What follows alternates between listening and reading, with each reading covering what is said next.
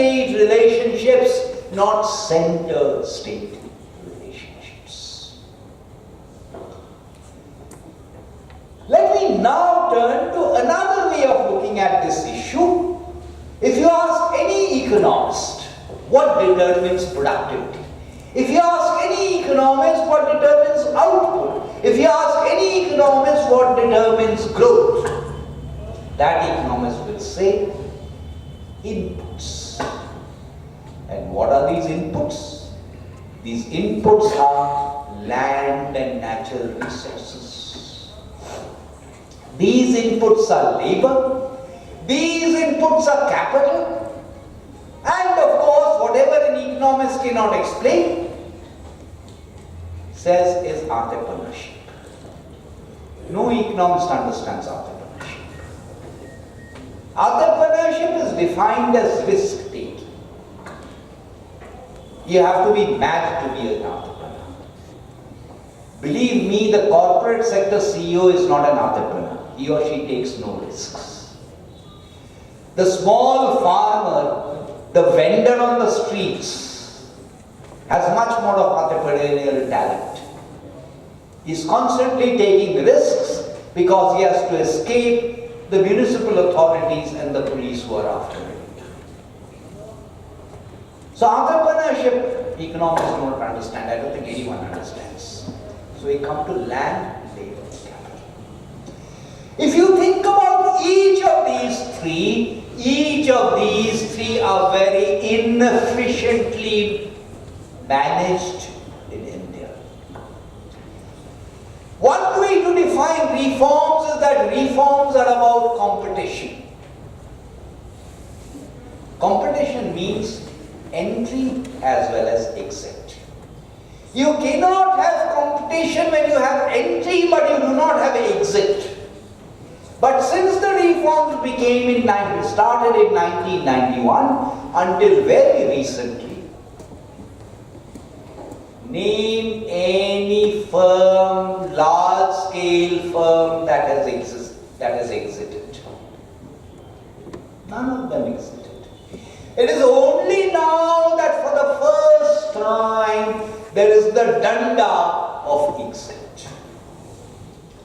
If you look at labor again, we have an enormous segmentation between an unorganized or informal sector in which virtually no labor law exists, or when the labor law exists, it is not enforced.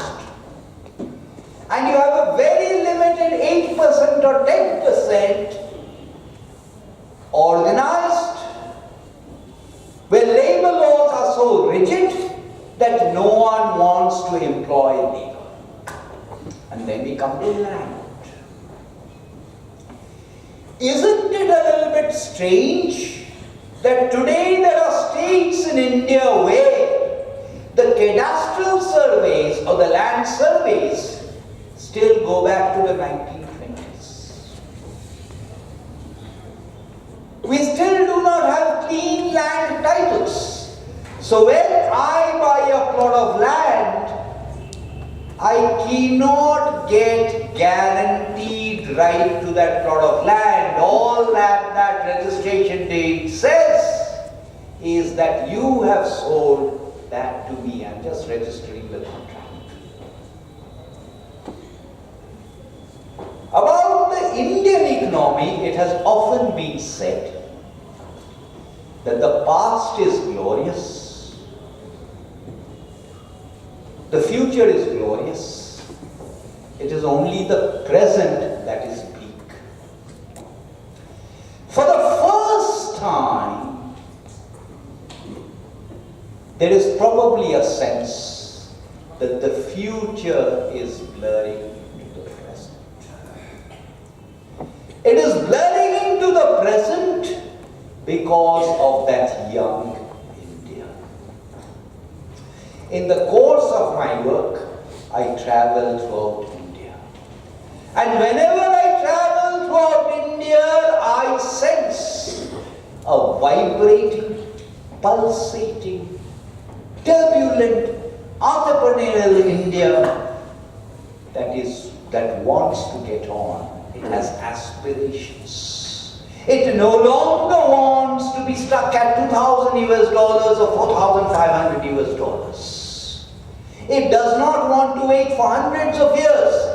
So for right from the snow-capped peaks of Jammu Kashmir to where the ocean laps against the shore in Kanyakumari, from the arid salty deserts of Gujarat to the lush green fields of Arunachal Pradesh, I sense this turbulent, impatient, aspirational India. Governments do not introduce reforms. Governments react to public pressure.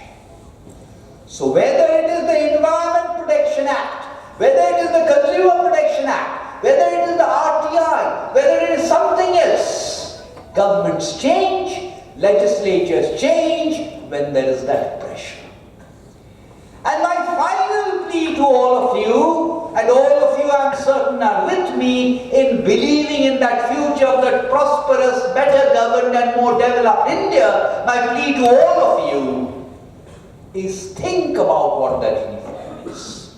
Think about your rights and responsibilities which are enshrined in the Constitution. Think about we the people. Think about decentralization.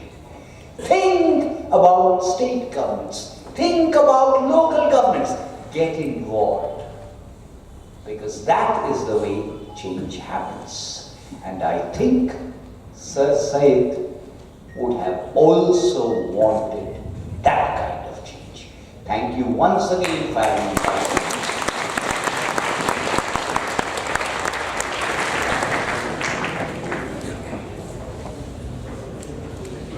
Thank you very much, sir, for this excellent deliberation.